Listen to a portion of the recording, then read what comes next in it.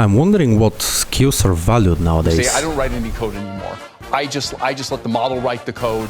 Right, so if the models are writing the code... Most of the good programmers I know don't really use AI much or at all, certainly not for programming. Okay, so if they don't, then... Pull requests are Claude Code generated. Probably at this point it's probably over 70%.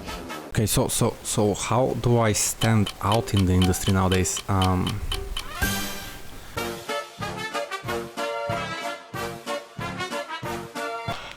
Okay. I hope you like the intro. What can I say? This is my best work.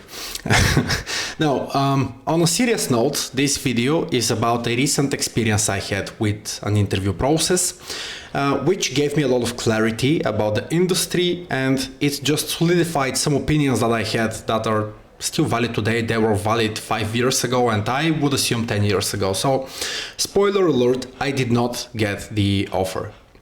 And the reason is very, very valid. Now, what happened is there is this company, it is a lab that I really like. And I texted the founder, one of the founders, and said, hey man, hi, this is me, this is my best work, I would love to talk. And he agreed, we went into the call, and we had an amazing call. We stayed about 20 minutes over the limit of the meeting, which is a pretty good signal if you think about it. So everything is good. Until this point, I vibe with one of the founders, and we go forward with the process. The second interview was more of them to understand who I was technically. It was a technical interview, but I didn't get asked a lot of questions. It doesn't matter, honestly. The third one was a technical interview where there were some questions and a discussion happened. And I would say I performed not as I would usually expect myself to perform, which is a theme with this process. I got asked some pretty basic questions for stuff that I have already done, for systems that I have designed, but for some reason my answers, even though vaguely correct, were not the ones that I would expect from a person on the other side to respond with if I would interview them. Right, so this interview was about 6 out of 10, I would believe, but this is not a deal breaker. So then we go to the technical task, which is the most important part of the interview.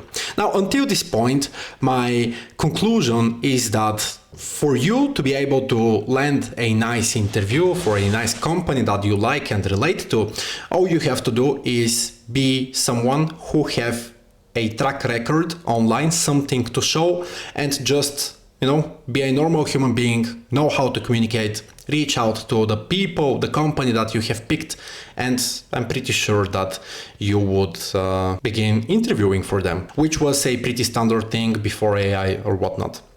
So until this point, everything is clear.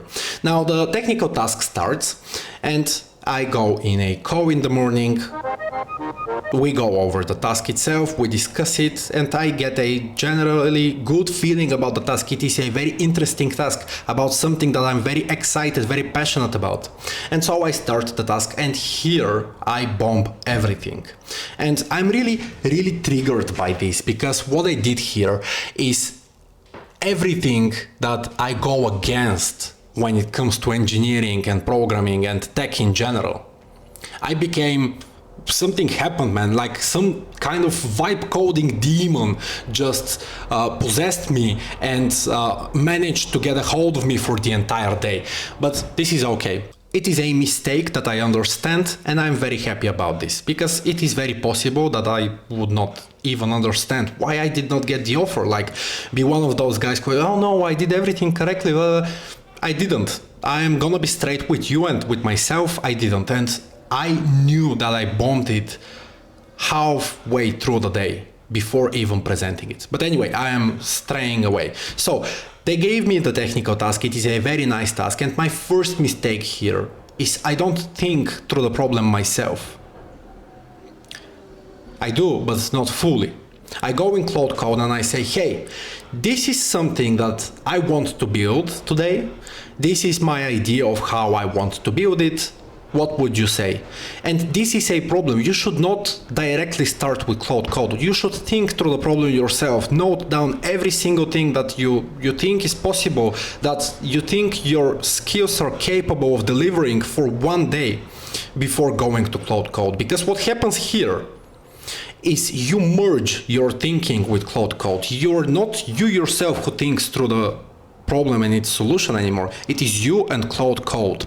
And due to the nature of how good terminal agents and AI is in overhyping you about something, you are mostly gone here, man. You're mostly gone here. It is not you thinking, it is Claude Code and you fighting the urge to agree with everything it says. This is a very novice, very newbie mistake to do. So don't do this. If you have a technical task in an interview, think through the task yourself.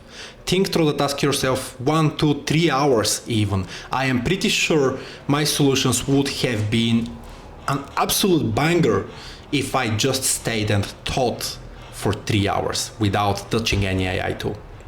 So okay, mistake 1, it is still reversible, right? I just start, it's the beginning of the day I start. Well, mistake 1 leads to mistake 2, which is locking into the direction that was suggested to me by Claude Code. Well, I suggested it to Claude Code, but Claude Code just echoed it 100x, right? And I locked into this direction, and that's what I've been doing pretty much the entire day.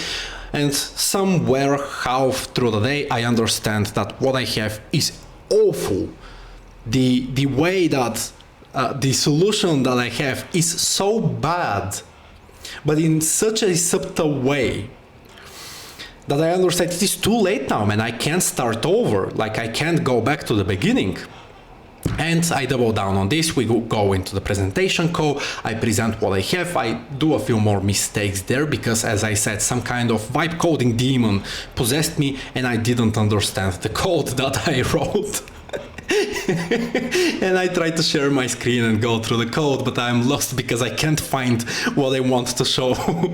And we have the presentation. The demo went good, but the overall working of my system is just awful.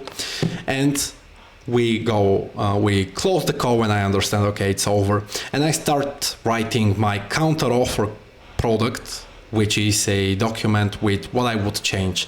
Writing it, I write a 2 pages document where I would just change everything, like my entire implementation.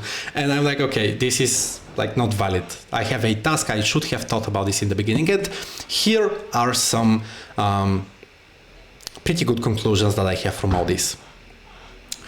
When your skills are being evaluated, it is important to not think like a vibe coder. It is important to understand you are going to be in a team. It is important to know what is humanly comprehensible in 40 minutes for the presentation. It is important to understand every piece of your system when you are presenting it. And let's go back to being in a team. When you're working with people, it is okay to start alone, but account for the fact that other people will be doing this with you.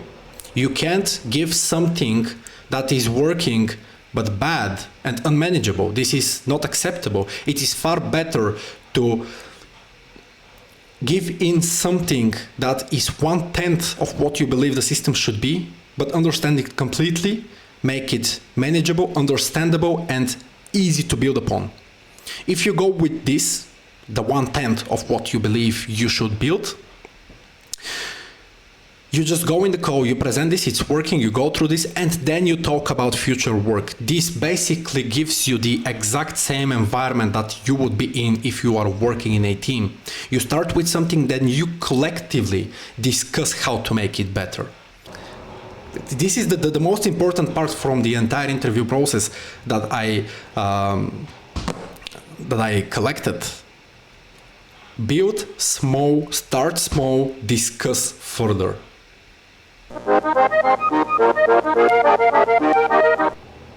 And that's basically it. Yeah.